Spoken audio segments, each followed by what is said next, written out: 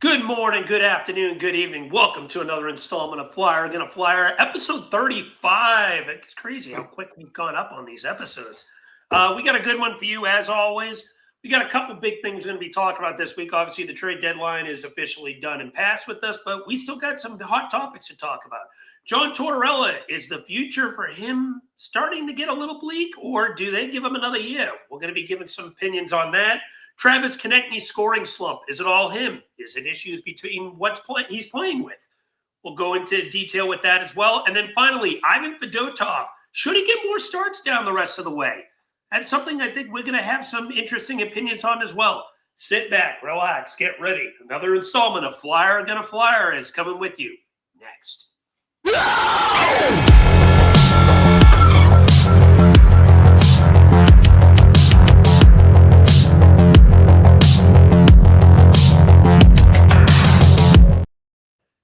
Hello, everybody. As always, welcome to another episode of Flyer Gonna Flyer.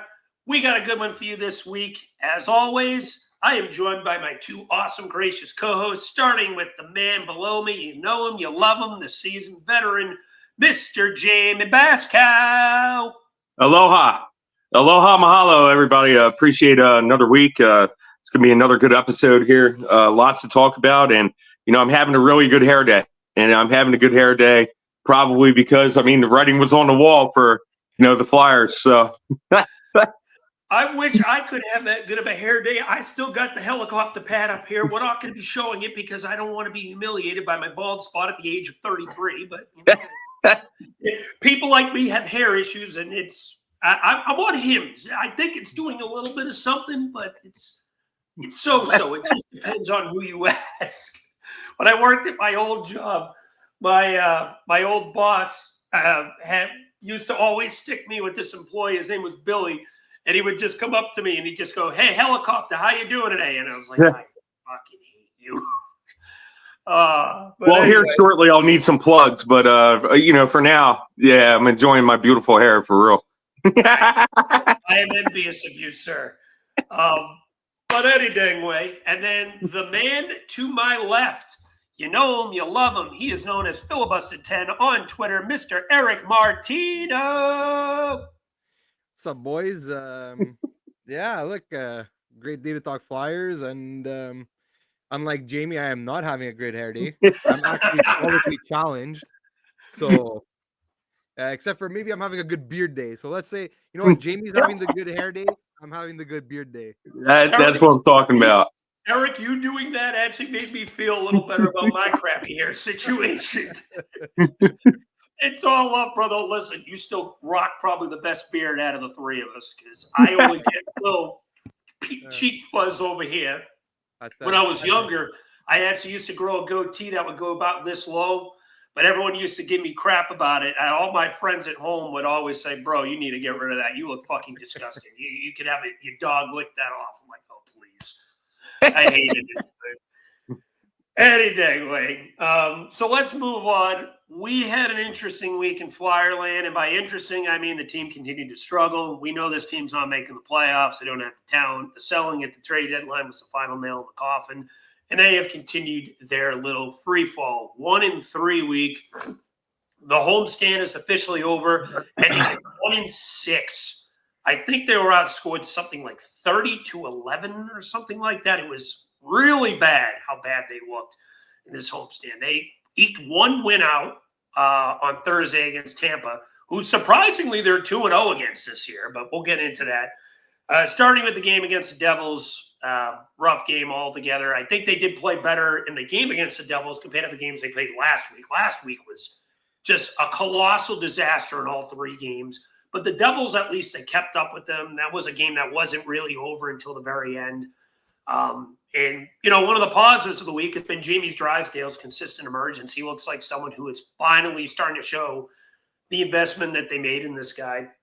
He's only 22, 23 years old. And Chris Pronger came out on Twitter and stated the obvious to some people that defensemen take a little bit longer to develop and people need to be patient with them. And Drysdale is showing off some of that patience.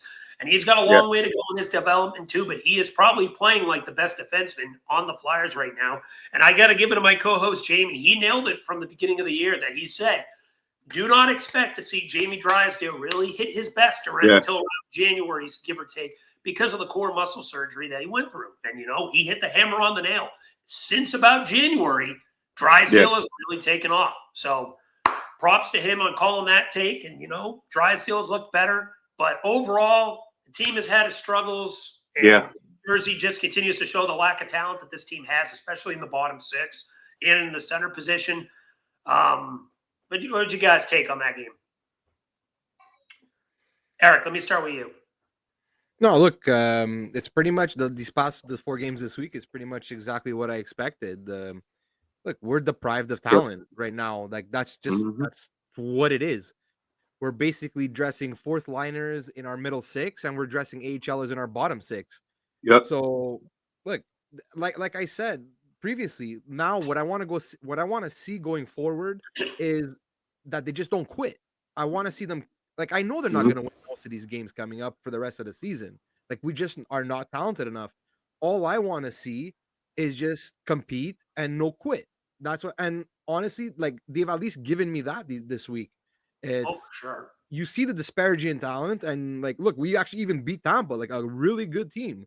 So it just goes to show. And like, look, they hung in there, I guess, a little bit yesterday with Carolina. But like, look, Carolina.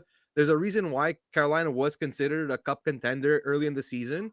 And even now, look, with they lost Rantanen, the whole debacle of Rantanen, everything that happened.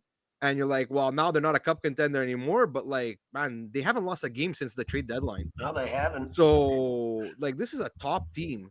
So like, what did we expect?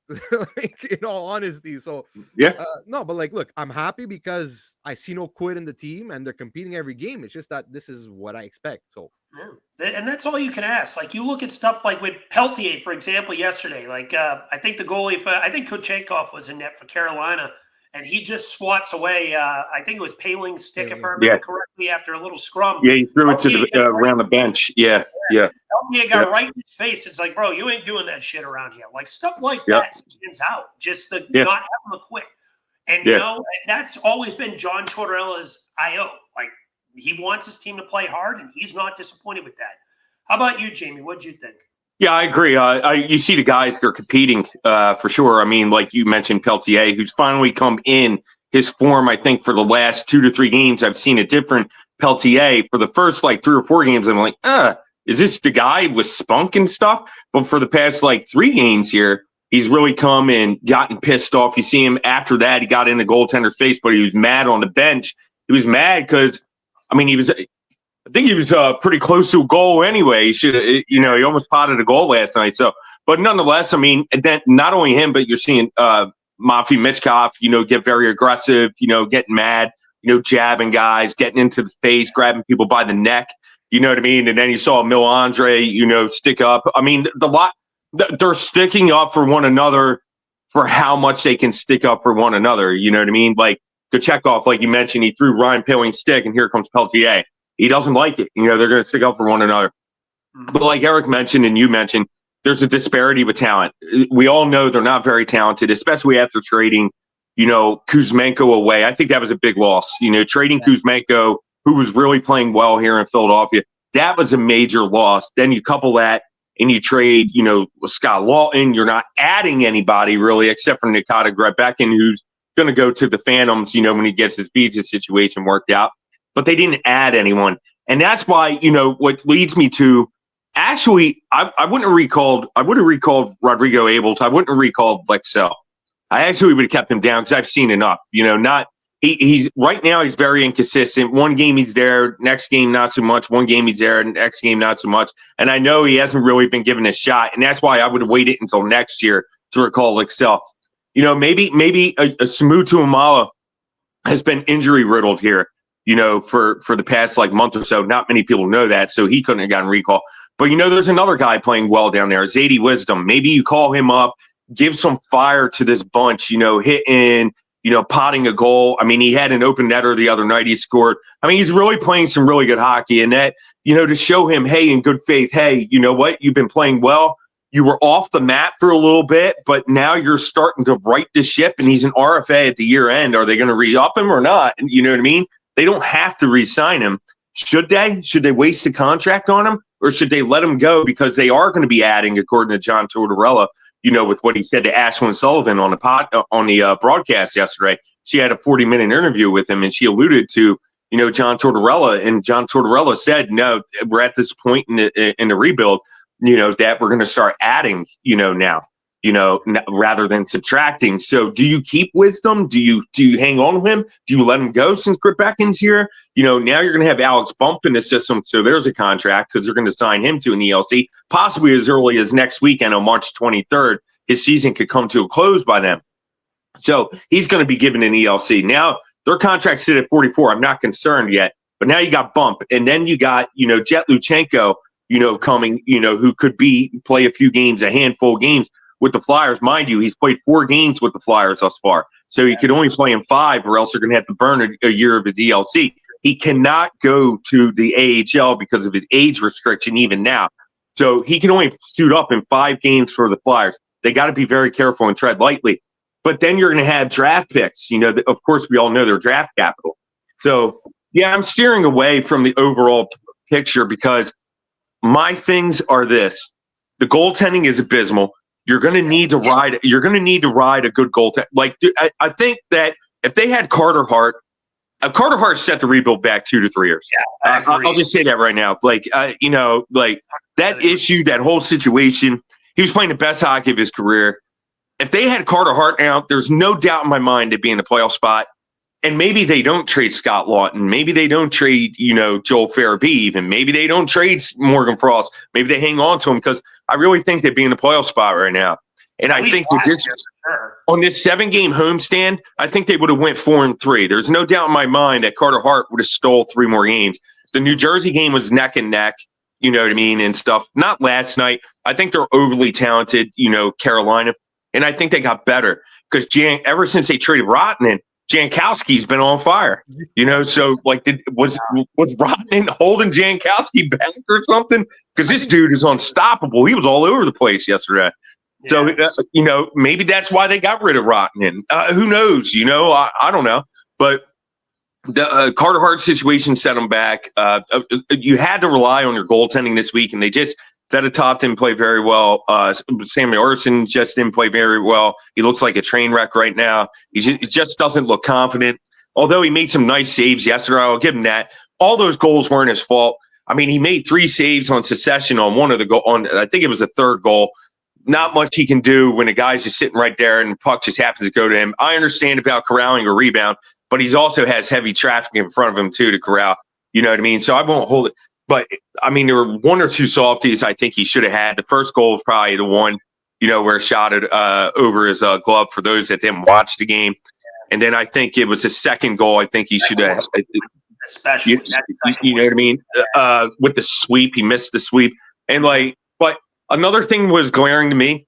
The power play is just brutal. I mean, I'm sorry. There is no excuse. I don't care how lack of talent this team is. You still have 5 quality players that could go on the damn ice, for a man advantage.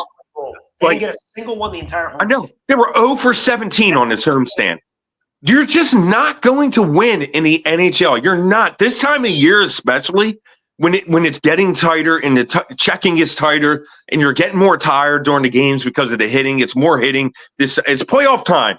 This is playoff time. They'll never win. And I'm skeptical about next year, too, even if they add, because if they do not do something with this power play, next year's going to be the same way. They're just not going to – you're not going to win this time of year. How the heck do you expect to win on this home, to have a favorable homestand going 0 for 17 on a power play? I don't care what team in the NHL you are. You're just not going to damn win. You can't even pop 1, 2. You know what I mean? Like, it's abysmal. And there's too much talent on this team as it stands right now to put 5 on the ice. Load them up with all forwards. Like, I forget the defenseman at this point. If Jamey Drysdale can't do it right now, which he's been hurt, I think that's too much. He's healthy now. That's expecting a lot. Get him off the ice. Put 5 forwards. What do they have to lose? Like, test anything right now. Have Mafmi Michkov at the point or something. Shooting, getting shots through or something. Just try anything. Like, it's 0 for 17. You're not going to win. You're not. And that's all I had to say. I think we're all in agreement that Rocky Thompson cannot be back next year. The setups, the way this power play looks is horrible. One of the very simple things you could easily do to make this power play, I think, better by itself is swap TK and Mitchkoff spots. Why are they on their opposite side shots? That eliminates the one-timer. They're not comfortable shooting on their weak side. Yeah. Why do they have the feeling to do that? Number two, I originally said a few weeks ago I thought Rasmus Ristolainen was getting some level of comfort in the power play. Yeah, that take's gone. They got to go with Drysdale and Andre next year. That take, you can take that take that I said a couple of weeks ago and launch that crap into the sun. Drysdale and Andre should be the two power play quarterbacks starting now, to be perfectly honest. I don't care anymore. But Rocky Thompson, there needs to be a strike outside the Farg with signs saying down with Thompson if this guy is back next year. There is no excuse when you end last, and they're probably, 29th or 30th right now? Yeah. Last this year. It's because the New York Islanders are historically bad. Who scored 2 on you, funny enough. But it's crazy. It's so simple what this team could do. Swap the top and TK spots alone would give the team a boost. TK should be the one-timer guy in the slot. Oh, yeah. Put a big body in the net front. Maybe move like a Couturier there. At least he's got some girth to his size. Yeah, he doesn't have the speed he used to have, but you can at least put a guy like Couturier to maybe screen a guy, maybe get a he's not going to redirect the shot that well, but maybe he can pick up a loose change rebound and pot it in. Dude, I'd even like Nick Delorier out there. Throw Nick Delorier in there. Who can see in front? This is what I'm saying. They have to test everything. I've been saying for years, for a couple years now, just try it, because Boston did it with Chara. Put Risto net front. What do you have to lose at this point? Yeah, who cares if it's bad? It's going to stay bad regardless. I just want to say quick. I heard something hilarious this week. Okay, Bill Matz. Okay, he said he looked at some stats. He said the Flyers power play in the last 3 years ranks 33rd. Okay, not 32nd, 33rd. Because the Utah hockey team in Arizona. I couldn't stop laughing. I'm like, you got to be. You know what that reminds me of? I like to use this joke on this is a football joke actually on New York Jet fans, and this is a true statistic. The New York Jets are tied for 5th in a 14 division titles. Did you guys know that? No. Because the Houston Oilers were the AFC East until 1970, and they have won the AFC East 4 times. The Indianapolis Colts were there until I think 2000 or 2001. They've won it 6 times. The New York Jets have won it 4 times.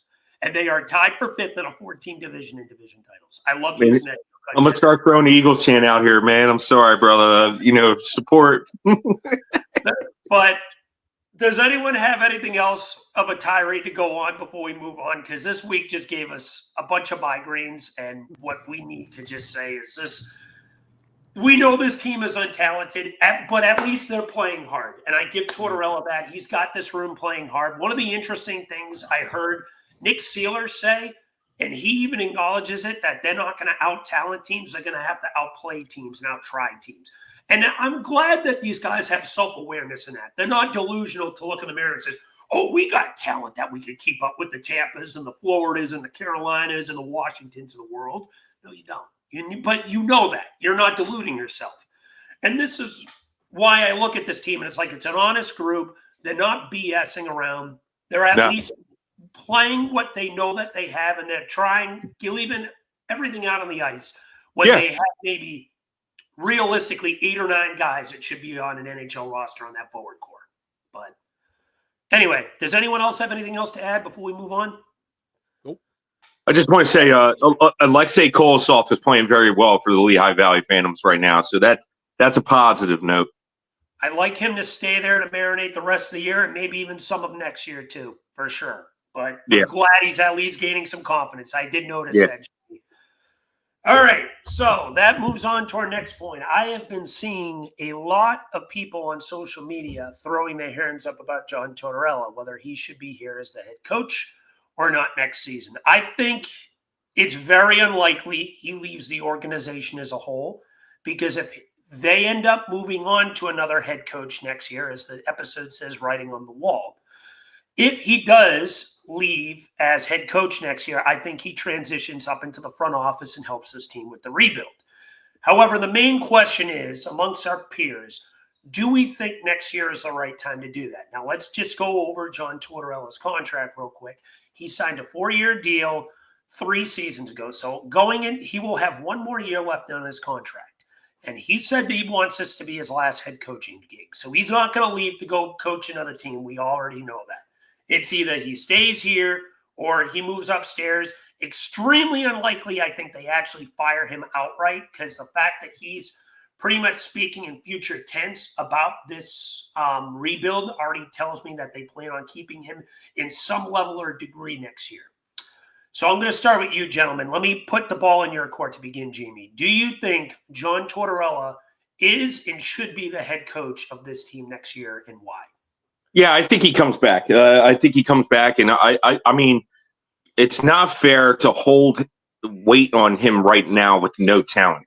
I mean, he didn't go away and trade anybody. And if he had it his way, his way would be, okay, probably keep Lawton. Probably he's accepting the rebuild and understands the situation that the Flyers are in. It's a different than saying, okay, this person should be traded, that person should be traded, this person should be traded. He's a head coach. He's going to want to win. He wants to win every game. There's no doubt in my mind. You saw him last night. Again, he was coaching on the bench. I mean, he was coming over, patting Mitchkov on the back, telling him, coaching him on the bench after he made a mistake. That Flyers were fortunate that it was offsides that negated that massive mistake going after a puck, leaving 3 Carolina Hurricanes in the slot wide open. 3, 1, 2, 3. Yeah, look at the tape. That is not a lie. They were hanging out right in front of Sam Ersson. 1, 2, and 3. 3 Hurricanes. Cam York went after a puck. Milandre. No, it wasn't Milandre. Somebody. I forget who the other defenseman was. Mafi Mitchkov. All 3 of them get pinned in the back trying to chase a puck. Left 3 Carolina Hurricanes wide open in the slot. You're just not going to win that way. In the same token, York is young. I still feel the world for York. I know a lot of people have written him off as well, saying trade him too. But he's a young defenseman. And like Chris Pronger, like Alex alluded to earlier, Chris Pronger stated, defensemen take more time. Mafi Mitchkov is young. He's going to make that mistake. And I want him to, because I'm okay with that. Even if that goal counted, I'm still okay with it. Why? Because Mafi's young. He has to learn, but he makes so many good plays that I could overlook a mistake. So that's fine with me. I don't hold weight to that. And that's where I'm getting at, is that Torts can only do so much with this bunch. There's no one on the ice that he could put. Who do you want to put on the ice? I mean, he's not in charge of recalls from Lehigh. They only have 1 recall left because they wasted 3. And I say wasted, I don't mean it like that. Abels is up, Lixell's up, and stuff. So like there's 3 recalls, Emil Andre. So there's 3 recalls right there that they use. They're only fortunate enough to have 1. So he can't recall anybody. So why hold him to accountability? I'll tell you 2 things. There's 2 ways that he doesn't come back next year. 1, if the Pittsburgh Penguins fire Mike Sullivan, he would want Mike Sullivan as the Flyers' next head coach and then move upstairs. They have a very good rapport. They're best friends on and off the ice. Torts already said it. Torts said it before the 4 Nations, and he said it after the 4 Nations. So if he gets terminated, which I do not envision the Pittsburgh Penguins, because the Penguins are sort of in the same position as the Flyers right now. I don't envision them firing Sullivan. I don't. But that would be one way. If that were to happen, that's their guy, Mike Sullivan. I could guarantee it. He would definitely move. He would move up. He would move upstairs. The other way that he gets terminated is if every single player at exit interviews, because they're going to have exit interviews with Danny Briere, just Danny Briere and Keith Jones, like they do every year. If the players get together and try to exonerate John Tortorella, if every single player, or just about every single player, complains about Torts and his antics, in terms of benchings, in terms of miscommunications, and stuff like that, I could see the Flyers then making a move saying, Torts, it's time, go upstairs. We appreciate everything you've done. Create a position for him and then be on a coaching search. But I don't envision that either because one, I can tell you, Risto isn't going to say nothing because Risto's gotten better under Torts. Yep. Jamie Drysdale has gotten better under Torts because he's finally healthy. And he doesn't call players out this year like he used to. Yeah. Pales ain't going to say nothing bad because he has actually grown his game under Torts. He's actually a nice bottom sixer to have in your lineup, much more than what we've seen by him playing in Montreal. In other places, Emil Andre gets good, has groomed under Torts even. Cam York has solidified himself. Travis Sanheim has gotten better under Torts. So the list just goes on and on. Coots is who he is now. Mm-hmm. He understands it. He's a captain, right? So who else? TK's gotten better under Torts. He has improved every single year under John Tortorella. So he's definitely not going to have anything bad to say. So like this is what I'm saying. So on one side, I understand they're losing. People are mad, but they're getting a nice draft pick in the same token, right? So this is what the right now. You know what I mean? So it's not overly, it's just dark. They're losing, and getting better for draft capital. So it's a double-edged sword. Do you want to win and forego a nice draft pick? Or do you now, since it's pretty much unlikely the Flyers aren't going to make the playoffs, would you rather them lose and continue to improve their stature for an upcoming draft pick? So that's why I think with Torts being so honest, he speaks like a general manager. I don't think that Danny Briere would, if the writing was on the wall like some think it is, I don't think he'd be speaking that way. Just my opinion. Fair enough. Honestly, you make some very good points. I mean, a lot of these guys truly have improved under Torts. Drysdale and Ristolainen, I think, are the two biggest exceptions to this. And then obviously you look at a guy like Konecny, who's pretty much a motor horse under this team. He is, before Tortorella came along, I felt like Konecny was kind of stuck in the mud as like a 50-point guy. But he really turned it up really over the last couple of years. And now he's turned into a consistent 60. He should get over 70, even with his recent struggles, but we'll get into that shortly. Eric, let me see what you have to say. What do you think? Does Tortorella stay or come back at the end of this year? I think he stays. Personally, I think he stays. I don't think he's going anywhere. The only way I can see him getting replaced or like he goes up or whatever is that I think if the Flyers decide that, okay, I think we want to take that next step and like they trade for like a legit number one center and bring in like some extra pieces where they think, okay, now we're going to compete, then I think maybe they consider it. Yeah. But like Jamie said too, I think Mike Sullivan is the guy that I think they might be targeting because you see what's going on in Pittsburgh and like they're on the decline. And I don't know how much longer, because if I'm not mistaken, Mike Sullivan just signed a new like 5-year contract or something. I know he signed long-term like last offseason or something. And so he would either have to quit, kind of like what Paul Maurice did, or like he would have to get fired. And from everything I hear, it doesn't sound like Pittsburgh has any interest in firing Mike Sullivan. So I could see maybe Mike Sullivan leaving the Penguins at the end of next season, maybe because when they finally realize, and I'm hoping that they realize that this ship is just it's sinking. And I'm so glad the Pens are starting to win games now too. That they're freaking starting to get away from that top. Now they're up to 7. I hope the Pens crack their way, just miss the playoffs and get like pick 13, please. Exactly. Please let that happen. Oh, that would be beautiful. That would be so beautiful. Let them get stuck in mediocrity. But yeah, no, but like, look, other than that, because I think personally, I think like if the Flyers even next season come back with more or less the same kind of team like they have now, and maybe just like Luchenko is the only add, plus maybe like a younger center, I think a guy like Torts is actually the best kind of coach to have for a team like that because you're still teaching, and at the same time, you're probably still kind of going to be losing most games, and you don't want the room you don't want that losing culture to start seeping in. And a guy like Torts is the kind of guy that won't let that happen. And that's why I think like a coach like his, especially in the situation we are now, in a rebuilding situation and where we're going to lose more games than we're going to win. And you don't want that losing mentality to take over the room. Yeah. Because we saw what happened under Dave Haxtell and with Mike Yo and Alain Vigneault and everything and these guys. And look, I know Torts is hard. He's a hard coach, but Very the old school. difference between Torts and like an Alain Vigneault is Torts is more like just a strict dad type, where Alain Vigneault was more like he was just a prick. The guy at the end of the day, the guy was a prick. That's what he was. So, Ask Voracek. Exactly. But so, and look, at the end of the day, even if you do fire him, who can come in and be better? Like, honestly, the only guy I could think of, honestly, is because I think his contract is up, is Rick Tocchet.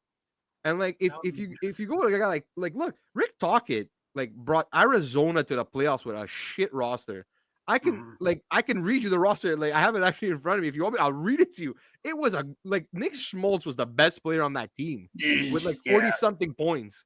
Like, come on, man. He won, and like Tocchet won the Jack Adams last year with Vancouver. Just that, look, this year they're a fucking disaster, Vancouver, because of everything that's been happening. Isn't that part of the coach's problem, though?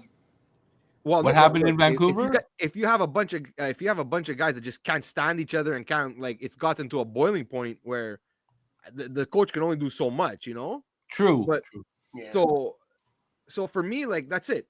Unless, like, because Rick Tocchet for me would kind of be like that perfect coach to, like, in that in between coach, you know, like take over from Torts, and like he's still like a bit more. He's like Tocchet's still a bit of a hard ass, but at the same time he's more new age where he relates better with the players. So maybe a guy like him could bridge between Torts and like maybe the next coach. So maybe the Mike Sullivan who might take this team to the cup or whatever. So that's the only. But like I said, honestly, personally, I think Torts he stays. He's gonna survive. He's gonna finish his last year, and then at the end of next season, then we'll see. So I'm kind of on the fence on this because I think you guys both make great points when it comes to Tortorella. You know, the guys like Konecny has taken big steps. Drysdale, Ristolainen, you know, Sanheim to a degree. I think he has regressed in the second half of this year. He is definitely not playing as well as he did at the beginning of the year. But I try to look at this as the big picture because I see arguments and as to why. Tortorella is going to be staying here. I'm 100% sure of that. To what position is what's to be debated here. I think Tortorella has done an excellent job emphasizing on the culture of this. Before he got there, this locker room was a fucking mess. It was an absolute albatross between the mess that they had with Provorov being the headache that he was in the locker room. There was a talk with Kevin Hayes. So they ended up getting those two out of there. That kind of cleaned up the locker room a little bit. And then obviously you have the Cutter Gauthier situation, which I think they handled themselves well. But there's been stuff that Torts has done that have really confused me. One of the most recent things is a situation with Cam York that Charlie O'Connor brought up. And Cam York came out instead, stated that, you know, if I wanted to communicate, we haven't communicated with Torts about this. If I had some communication about this, you know, I could understand a little more, but since the benching and me going back on, I haven't. And that's the stuff that still scares me. The old school mentality that Torts has is kind of a double-edged sword. It's meant to be strict, and I completely understand and respect that. You're trying to show discipline and accountability for these guys, and I get that. But you, at the same time, even if they don't come directly to you, maybe you as a coach also need to come up to them, explain the reason for said benching, and you know, try to get them to understand. When York comes out and says that worries me. And it kind of goes back last year to when they had Sean Couturier do the same thing. That's kind of when I felt like the wheels came off of last year's team, is when Sean Couturier got healthy scratch. Not that I disagreed with it, but again, it was kind of the lack of communication, the timing of it. Because they just gave Sean Couturier the captain role just weeks prior to that, and then they healthy scratch him. What kind of message did that send to the locker room? Why did you anoint him as captain if you were just going to do that 2 to 3 weeks later? I've always respected and understood Torts' his accountability aspect of looking at things, holding each and every player accountable. But then there's some inconsistencies to it, too, that scare me, not just but within his locker room, but for future guys coming here. I think it's pretty apparent next year this team has to add a top 6 center. Whether that leads to them competing or not, that's another argument for another day. But they need to add a top 6 center just for guys like Mitchkoff and Konecny, so they both have someone to play with on the line, especially now that Morgan Frost is gone. Sean Couturier is the only guy you could really argue that belongs in the top 6.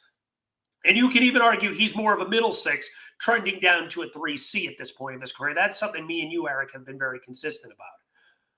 But when it comes to Tortorella, I worry, how easy is it going to be to get that top 6 guy with a guy like Torts here? Some guys love Torts and the way he coaches. Some guys don't. So it could limit your aspect on things. I thank Torts because he was the right coach that they hired. In the last 2 years, I loved Torts and everything he did here. I understood they weren't good enough the last 2 years, but they showed progression. This year, I feel like a handful of guys have taken a step back. Now, they've had some roster minuses over the last couple months, which needs to be taken into account. Frost and Farabee got traded in early February. They just let Lawton go. Kuzmenko was here for a cup of coffee and then left. I look at some of these guys. Last year, for example, Owen Tippett. He was a guy I expected to take a major step this year. I thought he could be sniffing in the mid-30s for goals. He put up 53 points last year. He currently is 36. He's probably on pace for about 45. A guy you just extended. That worries me a little bit. A guy like Travis Sanheim. He put up 44 points last year. 10 goals, 34 assists. Sanheim has regressed a bit since about mid to late January. He's only got 27 points this year, 6 goals, 21 assists. He could be sniffing. He might be lucky to sniff the mid-30s. Then you look at, but you also have had guys that have improved. Noah Cates being a big example of that too. Cates, he's taken a bit of a step forward this year. He's already matched his goal total from last year, which is awesome. He doesn't quite have the amount of – actually, no, he hasn't matched it. He's already blown it out the water. I apologize. That was 2 years ago. But last year, he only had 18 points. This year, he's already got 28. So he's taken a step forward. A guy like Tyson Forrester, he's had a 30-point season last year. Forrester at 33. So I think he's on pace to just barely beat himself. He could probably sniff 20 goals potentially. So again, it's a double-edged sword. Some of the guys that you want to progress in your top 6 have taken steps back. Tippett and a guy like Sanheim, who is on your top pairing defense core, has taken a bit of a step back too. So again, it's a double-edged sword. Do I want Torts to stay? It depends on the circumstances. Are they got to make sure they add a top 6 center. And Rocky Thompson has to be fired. I don't give a fuck. If Torts is unwilling to let go of Rocky Thompson, because I know they're friends, but if Torts can't agree that Rocky Thompson has to go, then I want Torts upstairs. I will take the sacrifice of moving Torts upstairs if it means Rocky Thompson is gone. Because if Torts is not willing to accept that he needs to go, then that's on John Tortorella not accepting a massive issue. Because this power play hasn't been at 16% in the last 3 years. And he has gotten more than enough leverage and leeway. There is no excuse for that to be happening again. I know this isn't the most talented bunch in the league, but it's a lot better than what it's shown. So Rocky Thompson has to go. And if Torts can't agree with that, as I just mentioned, he needs to move upstairs. And I think you and Jamey have both made a fantastic point when it comes to Mike Sullivan, because that's the guy I like. If Mike Sullivan does get let go, and I'm not 100% convinced that happens either, but if Sully does go, I would like him to be the head coach and Torts to move upstairs, because that friendship is well known. It was obviously shown in the Four Nations tournament. They were really close. They've always been good friends, and that's awesome. They're both Massachusetts natives, funny enough. I think Sully's from Franklin and Torts is from Peabody. So they both know this area well. They've both been friends, I think, before both of them were even in the NHL. So these are two guys if Sullivan becomes available, as you guys have mentioned, I think it's more likely than Tortorella accepts that step up. But I also, as I've stated too, the big keys of this, you've had a few guys regress this year. I understand the roster turnover a little bit, but they were regressing even before that. Owen Tippett being the massive one there. I think Couturier has been about the same, maybe a little bit better than last year. Last year, Couturier had 38 points. This year, he's got 32. I think he has been better defensively. He hasn't been quite as banged up, so I'm willing to give him that. But when guys like Tippett and Sanheim have shown signs of regression too, and Cam York too. I don't know if it's all his fault, But I think York and Sanheim starting next year need to be on different lines. Because I think York and Sanheim play completely different styles of game. I think York would benefit for having a good offensive defenseman. I'd like to try the York and Drysdale, or even York and Andre type of combination next year to have an offensive defenseman stapled with him, and Sanheim have more of a guy that fits a two-way game more. So I look at this.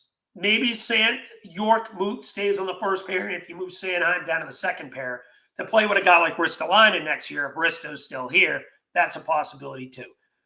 So I'm kind of, long story short, because I'm probably sounding like a broken record at this point, I'm kind of 50-50 on Torts. If the right situation comes, I would keep him. I mean, I would move him to the upstairs and bring in a better coach. But at the same time, I understand what he has done the first 2 years here, and I was very happy with the first 2 years of Torts here. But I feel like this year has had a little bit of regression. If you told us at the beginning of the year, and I understand how bad the goaltending has been, that the biggest move this offseason was replacing Cam Atkinson with Matvei Michkov, based off of how close they came last year, you would think this team would be a lot closer to where they are in the playoffs. Now, I think they played above their heads they played above their weight class last year. I think we can all agree with that. But at the same time, you showed that type of skill set that I think you should be at least a little bit closer. And some of these guys, like a Tippett, a Sanheim, a York, should have taken another step forward this year when they haven't. So if they can, if the right coach doesn't pop up, I'm for keeping Torts another year, but they have to move on from Rocky Thompson. Otherwise, there's no scenario I want to keep him. Thompson has to be fired, and Tortorella has to accept that. No ifs, ands, or buts. That's the big thing there. And I need to see a top six guy brought in, and I need to see at least some level of progression next year. That's my take.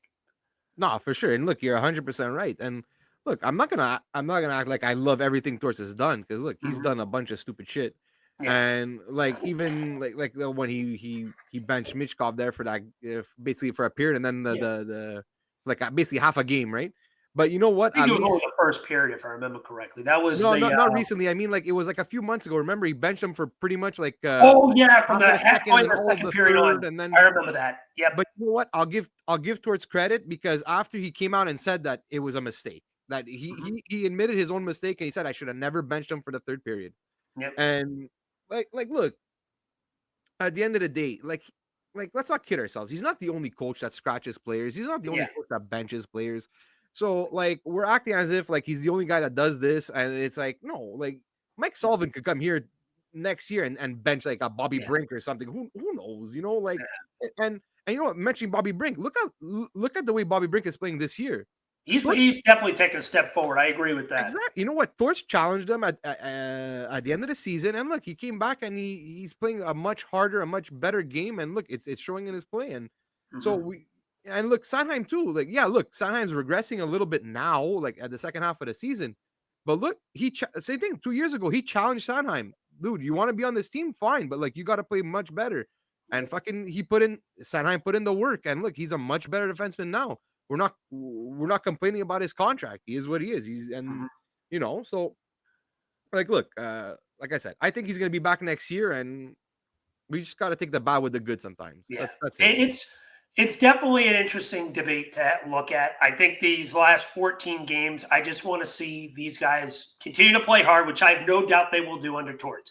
That's one thing I have always loved about Torts from day one. These guys don't quit. And they've had games prior to the Torts era where they just completely laid down. And you will never see that under this administration, which is probably my favorite thing about Tortorella. He always gets his team playing hard because he knows if you're not playing hard, your ass ain't seeing the ice. And I like that about him. So that's why I'm always kind of like 50-50.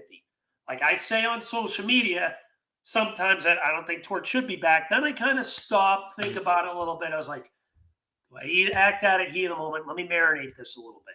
So I'm still on the fence. I would like if this, again, my point being, if the right situation pans out and there's an opportunity for the upgrade and Torts wants to move in the upstairs, I'm cool with that. If it doesn't, they got to fire Rocky Thompson, and he wants to stay here another year, I'm more than cool with that too. But we'll see how that goes. I think we're in for a very interesting offseason for sure. I think we all can agree with that. Anything else before we move on to our next topic? Not good. Next guy, Travis Konecny. He's been struggling. I think we can all agree with that. And this has kind of been a trend with him in prior years where first half of the year, he looks like the guy that has been living up to this contract. And then he kind of weans out in like late February, early March, and the wheels, I won't say the wheels come off, but he struggles to produce. Now, don't get me wrong. He still should have a career high in points this year. I think his career high is what, 65? 68? Something like that. Let me take a quick look at that. Career high is 68 last year. He's at 65 right now. He should beat that. Knock on wood, he hasn't had that injury this year, which is a massive win. He usually does have some level of injury every single year. And the last handful of games until recently, he's been playing on a third line with Ryan Poehling and Ole Lakesell. And listen, I like Poehling. I don't really care for Lakesell. No disrespect to the guy. He is what it is. He's a fourth line / fringe AHL player, whatever. Konecny needs to be playing better talent than him. I'll go with this. Konecny, well, I wean more that it's more on the line mates than his recent struggles. I think he does get some merit of blame because when you're getting paid the level of contract that you're getting, you should be elevating the guys around you. But at the same time, there's only so much you can do with the talent that you have as well. He's still having a great year. He still should get it somewhere in the 70-point range. And he has still continued to take a step forward each and every year. You look at his point production. 21-22, 16 goals, 36 assists, 52 points. Next year, Torts comes here. 22-23, he was over a point per game guy, 60 games, 61 points, 31 goals, 30 assists. Last year in 76 games, 33 goals, 35 assists, 68 points. Still a great year. This year, his goals have dipped. He's not going to hit his career high in goals this year. He'll probably get, hopefully, a few more. But he's at 22 goals, 43 assists. He shattered his assist career high, so that's a win. He's upped his playmaking abilities, which is a win as well. So I look at Konecny, and this is with a garbage-ass power play all 3 of these years. So imagine what Konecny's numbers would be with a competent power play. I'm looking at you, Rocky Thompson. So with that being said, I kind of go 80-20 on the players he's with. Should Konecny be struggling this much?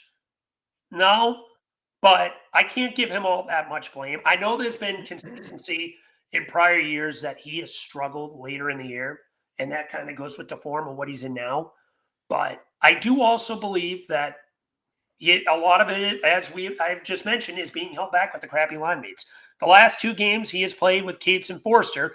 I think Forster is a future top 6 guy, which is good, but he's not quite there yet. Cates, I think he is what he is. He's your next Scott Lawton Swiss Army knife. So no disrespect to Cates. Good player. He might sniff high teens in goals this year. He might sniff close to 35 points. But a guy like Konecny should be playing with a legit top 6 center. So I don't give him too much of the blame in this. What about you, Eric? I'm just gonna say this. I'm convinced that he's hurt. I know you said it's got to be. I am convinced, and look, I'm gonna tell you exactly why I'm convinced that he's hurt. I don't know if you remember, but there was a home and home with New Jersey. Okay, that they played early. That was in January, right? Late in January. Okay. And if you remember correctly, man, those games were like super physical. I think I know exactly what play you're talking about. It was a game in New Jersey, right? If I'm not mistaken, I think that's the one. There was one where he got rocked. Yes, that has to be the game. It was late January. It was like early January. I'm sorry, and he got smoked in that game in New Jersey. I think you're right. Exactly. And that was a 5-0 loss on January 29th. Oh no, that wasn't the home and home. Then that was a completely different game. I thought you were referring to the home because the 5-0 loss. That was a completely separate game. But there was the game before that. Because it was a home and home because they played New Jersey on the 27th, but that one they won 4-2. I'm sorry. I'm thinking of the 3-1 game in New Jersey. That wasn't part of the home and home. My bad. I thought I had a brain fart there. You're right. That was part of the home and home. Yeah, they had played New Jersey again, even like 3 games before, because they had played New Jersey like 3 times in a span of like 7 games or 7. Yeah, that's right. So that's why it kind of threw me off. But now, okay. So since the 29th, that second game of the home and home, okay, he went 4 games, Travis Konecny went 4 games without a point. Okay. Uh-huh. And then he had 3 points in his next 2 games right before the Four Nations. Okay. But then since the Four Nations, okay, he has in 11 games 0 goals and 4 assists. Okay. So that's 4 points in 11 games. And if we take from the 29th, that second game against New Jersey until now, he has that's 17 games, he has 1 goal, 6 assists. Okay. I am convinced he got hurt in one of those New Jersey games. It's got to be And the second it's one. either, I don't know if it's a shoulder, a wrist. There's because even I remember it was one game this week. I honestly I can't remember which one it was. And TK was coming down the wing and he rips a shot, and it looked like there was almost no velocity on that shot. Like it was a decent shot. Yeah. But like there was no zip to that shot, and that's not a like TK usually can rip one like anybody. And so I'm telling you, I am convinced he is hurt, because to have 7 points in his last 17 games and 1 goal, no, there has to be something bothering him. Like that's it. And look, you might be right also. Like it could be teammates also. Like, look, we don't have a legit number 1 center. Even some of the at one point, like he was playing with like you said, with Lixell and Paling, so that obviously doesn't help either. And look, now he's been moved to a more offensive line, I guess, and they moved Brink down, but then Brink had like his best game of the season, probably. Yeah. Go figure, right? Exactly. Yeah, you break up the line, to get TK going, but in the end, you get Brink going. So Brink's the one that finds his game. Hey, low key, Bobby Brink is 5th in this team in points, tied for 4th actually in this team in points right now. He has definitely had a plus year for sure. Oh, he's been great. Honestly, like he's been great this year, and like credit to him. Like I said before with the Torts, like I still think he needs to add a little more weight, but he plays a lot bigger than his size indicates for sure. But yeah, no, like that's it. But like talking about TK, I'm like, look, like I said, I'm pretty convinced he's hurt, because he doesn't look the same. And if he's not hurt, and this is like he's completely fine, and he's just going through this slump, that would be very concerning to me, because he kind of hit the same type of slump last year where like but he was battling oblique last year too. He had that oblique issue, and he wasn't 100% when he came back. We all know exactly. But this is also but this is also a concern that we had, especially even when he signed that contract, was like, could this guy be healthy 82 games a season? And honestly, so far he really hasn't shown that he could be 100% healthy for a full season. But you got to give it to the guy, because like he stays and he plays and like he goes through it. But but we'll see what happens in the long term. But like, look, I love the player, like he's a great player and everything, but maybe like, look, it's if he really is like, because like they say there's a difference between injured and hurt. Like, you can play hurt, you can't play injured, but like correct.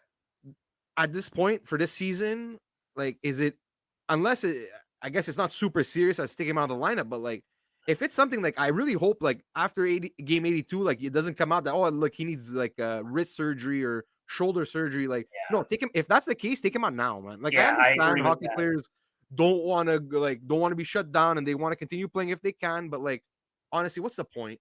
Like what's the point? If he's really hurt to the point where he might need surgery, do it now and get him as close to because then he's gonna have to rehab and then he's gonna have to train for the next season. So if it is something that he needs an operation, like that extra month, do it now. I 100% agree with that take. And honestly, I remember the hit you're referring to. I think it wasn't the game they got their ass kicked to Jersey. You're right. He does look a little, but he might look a little dinged up, because I remember the shot you're talking about too. He hasn't felt like I feel like he's been passing up more shots. Now you mentioned it too lately. He hasn't been quite as aggressive. If you look at his shot total too in game per game, his shot totals have gone down since that New Jersey game.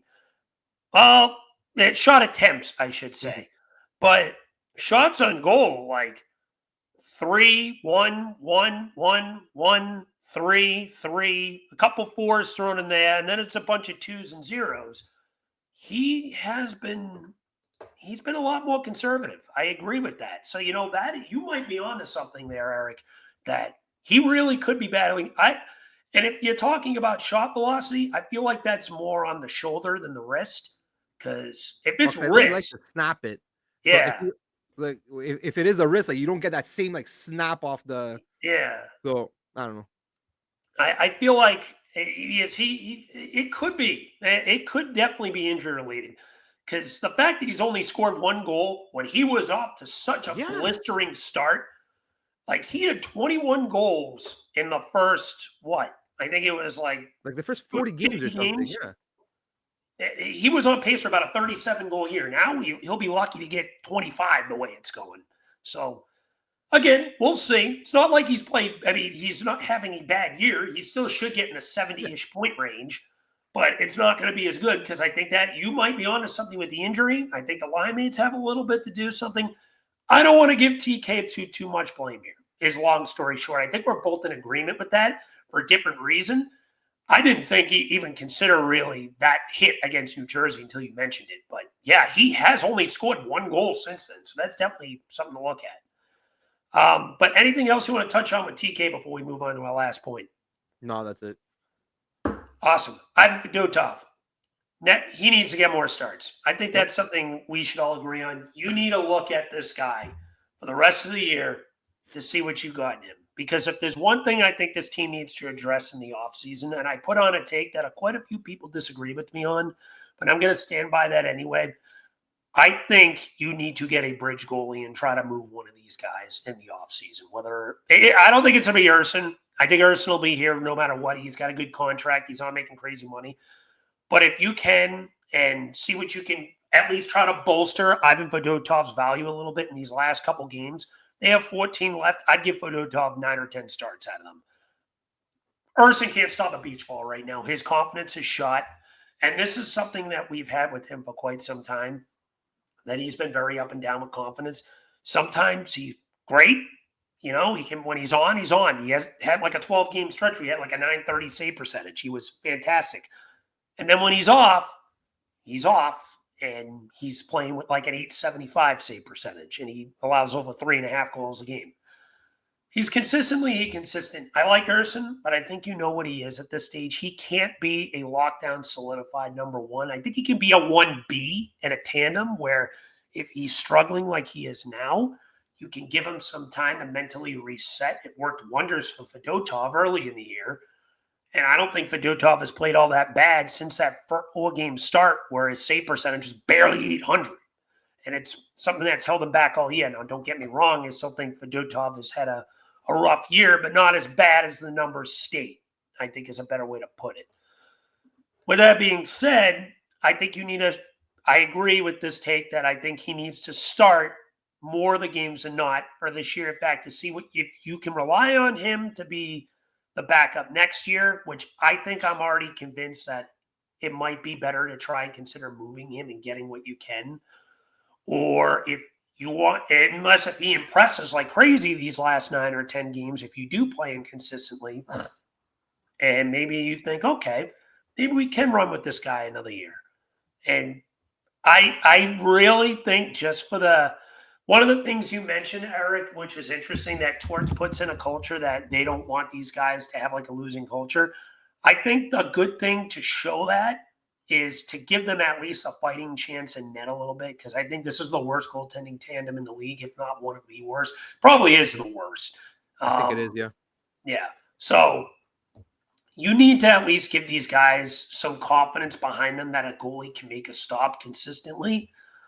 Because if you have those guys behind you in net that are struggling a little bit, it kind of makes you play a little more tense, a little less freely, and makes you think that you can't make any types of mistakes in your own end or in the neutral zone because you don't know if the goalie is going to make that big time stop for you, or you don't have the confidence in him making that.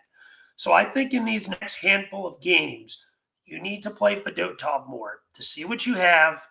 And if you want to make the decision of whether you want to keep him for next year or not, I think someone would be willing to take a flyer on him as a backup, because I think you can maybe make a case that since that horrible 4-game start, he hasn't been all that bad. It's probably been a save percentage of close to 900. I think it's still under, but it's probably like an 890 something, which you can at least argue as a backup goalie.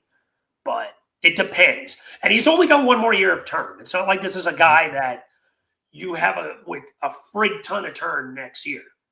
But you also got to be careful, too, because next year you only got one retention slot. So depends how they look at this. What do you think, Eric? No, I agree. I agree 100%. Like, look, you need to be 100% sure going into this offseason what you have in Fedotov. Because look, Urson, we know what at this point, like you're starting to know exactly what Urson is, but Urson at least is still young enough because just like defensemen, goalies take a lot longer to develop. So usually a goalie until 25, 26, you can never really be 100% sure what you have. And if I'm not mistaken, Urson is 23. Mm-hmm. So like the consistency with Urson could come later on in his career. So I really don't think they're gonna give up on Urson. No, But going either. into next season, you have to know what Fedotov is. Because then what do you do in the offseason? Do you go the UFA route and go sign a goalie? Or do you go the trade route and go trade for a goalie? Because I understand 100%. Like, if you're looking to literally take a step next year and try and compete for a playoff spot, then yeah, you have to address the goaltending situation. So you have to be 100% sure what Fedotov is. And that's why I think he should get the bulk of the games going forward for the rest of the season. Now, since March 1st, they've been splitting them. Basically, like Fedotov played 2 games. He played the 1st and the 4th. Then Urson played the 6th and the 8th. And then Fedotov played the 9 and the 11. And then Urs played the 13 and the 15. So they've been playing basically back 2 games each, 2 games each, 2 games each, 2 games each, which is fine. That's great. But honestly, I'd like to see more of like a 2-1, 2-1, 2-1, where Fedotov gets the ball, like gets the 2 games. Because look, like I said, he has 1 more year. He's at 3.5 million. So if you showcase him and look, like you said, he could be, I think, and like you said, and I think also he could be a decent backup in this league. So maybe somebody does take a chance and say, okay, you know what, we'll take him. Or like I was thinking, like let's say the Flyers want to do a trade, so let's say someone for instance, someone like John Gibson. Okay, that's the guy I want. I'd love to have him. He's a perfect bridge goalie. I know he's making 6.4 mil, but I feel like he would be a perfect bridge for this team for 2 years. I had the exact same thought. Because look, there might be a trade to have with Anaheim, whether it be, let's say, maybe a Zegras or a McTavish with a Gibson, and then we could send them Fedotov, and then with that 1 extra year on his contract. So you probably have to attach more than just that, but yeah. No, but I'm saying you could swap Fedotov and send them there instead of because your only other option is either mutual termination or you buy him out. So which I don't know if the Flyers really want to do. So no. So look, I think, and at the end of the day, you have nothing to lose. You honestly have nothing to lose by playing him. Exactly. So yeah, he sucks. Okay, so what? We're trying to get the 3rd or 4th overall pick. We're at 6, baby. Ride those tanks. Come on, Seattle, pass us. We need that. Well, Anton Frondell in a Flyers uniform in a couple of years would make me a very happy man and make this garbage season all worth it. Yeah, and you know what? If you look, he's actually the last few games has outproduced Urson anyway. I agree. Look at this. He played Winnipeg. He had a 967 save percentage against Winnipeg, a 929 against Calgary, a 909 against New Jersey. Okay, he had an 826 against Ottawa his last game, but those are still solid numbers. So I don't think he only had one softie in that Ottawa game too. I don't think he played all that bad. He just had there was just one goal he should have had. Yeah, and it was the one that went between his legs when Amadio was coming around. But if you listen to the broadcast, Bush was explaining that's so hard for a goalie because the angle Amadio was coming in. You're a goalie. You read the guy is going around the net. He's gonna come wrap around, but he just took some little. He just snapped it and he wasn't ready. So it's a soft. I'm not taking Fedotov off the hook for that one. It was a soft goal, but I've played goalie before, and it's those things Bush is right. They're hard to read because you're not sure what he's doing. Is he gonna snap? Because I remember who the forward or the defenseman was that was on Amadio, and he had good coverage on him. He just ended up just snapping it. And anyway, but point being, I want to see Fedotov. I want to see Fedotov down the stretch. Let's see what we have. And even if he plays really well, build up his value and he'll be easier to trade. Worst case, And like you said, and like I said, like I think John Gibson would be like a really good close the gap goalie, like basically to transition into like whether it's Bjornsson or Zavragan, whatever. The only concern I have with Gibson is because of his injury history. Yeah. So already we have Urson, who's showing that he might have injury concerns. Now you bring in another goalie like Gibson, who also might have injury concerns. Also So true, I yeah. don't know if that's where There's they a wanna risk go. there for sure. There's definitely a risk factor if you were to do something like that. I Yeah. absolutely agree. But So I want to do a little bit of math with Fedotov real quick. I was just looking at his save percentage right now. So it's currently at 881. Those first 3 games have been a giant handicap to him this year. I think we can all agree. If you do the math and you subtract those first 3 games, do you want to hear what his save percentage would be right now? It would be 901. 894. Okay. It's not bad. Those first 3 games, but we'll run it at 895 because it's 894.9. So it'd be 895. That's a backup goalie. That's not terrible. You could talk a team into that and say, hey, listen, we have nothing in front of us. Our goaltending has been, we understand our goaltending has been bleak, but our forward core has been mediocre at best. And we've been playing a lot of games like this.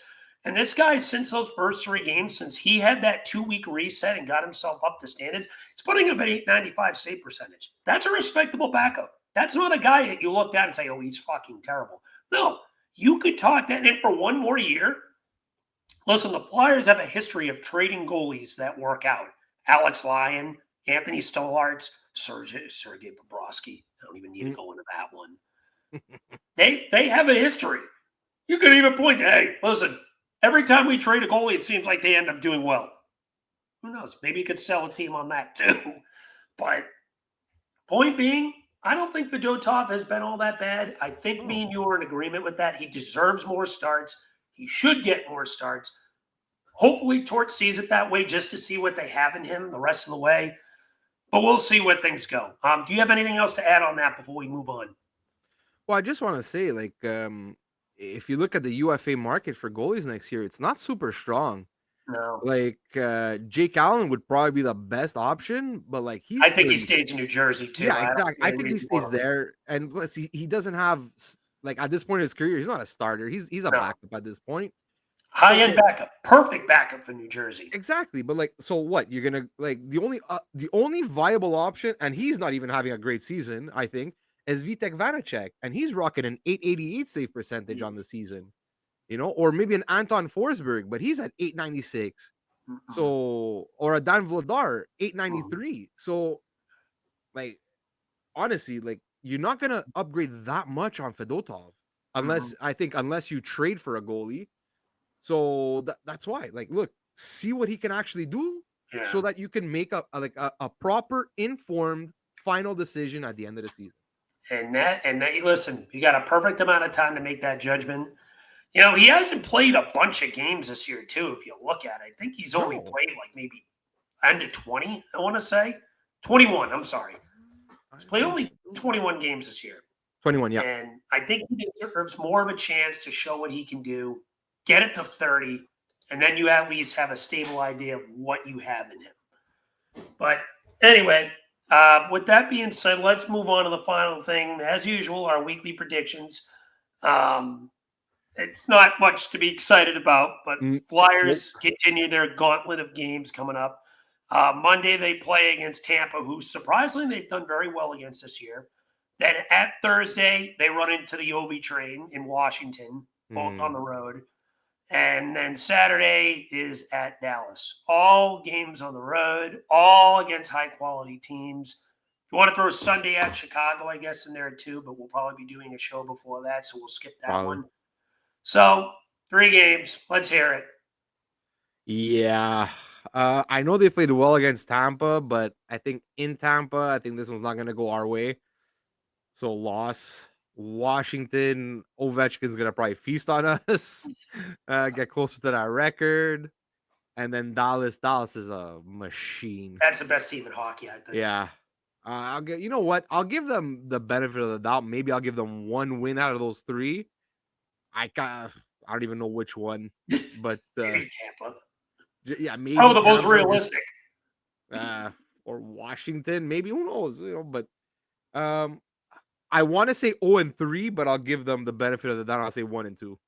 I'll say 0-2-1. I think they take Tampa to nice. another shootout, but this time Yeah. they lose. They lose. I'll say they lose a shootout in the game 3-2. And Washington, I think they lose 6-2. Washington just seems like they have feasted on us all year. They complete the season sweep. It would be something if we swept Tampa. That would be funny. Nice. And then Dallas, I think they lose like 5-1. I think this is going to be a very rough week. Yeah. The next realistic win is at Chicago, and that's not until next Sunday, which we'll be doing another recording of before then. But yeah, we'll see how that goes. But 0-2-1, my final prediction. Eric, any final thoughts before we wrap this up? No, that's pretty much it. I think we hit everything. So let the tank continue. Mm-hmm. Fail 5 for to 5, Vogel, baby. miserable for Misa, horrible for Higgins. I like all these hashtags. We can keep them going. We're up to 6. If we can get this in the top 5, we're getting one of the blue chip guys. And we need one more spot. I think Eklund can be part of that group too, but we don't need another fucking winger. So I'm just hoping one of these teams take Martone ahead of us, and we have the choice of Frondell at 5, which is playing in the Swedish Pro League and tearing it up for his age. I think he's a future 1C. He would be perfect. Yeah. Michkov. We'll see. But with that being said, that's going to wrap things up. Eric, as usual, thank you for coming on. Jamey had to depart after our Tortorella segment. He did give us that fair warning ahead of time. He had some stuff to do today. So, Jamey, for the time you were here, thank you so much, as always. We are not going to have Eric next week. He has to be somewhere. So, we will still be here. Me and Jamey will give you another great episode. But we look forward to seeing you guys next week. Thank you all for tuning in to another awesome installment of Flyer Gonna Flyer. We will see you next week. And as always, take care. Let's go Flyers.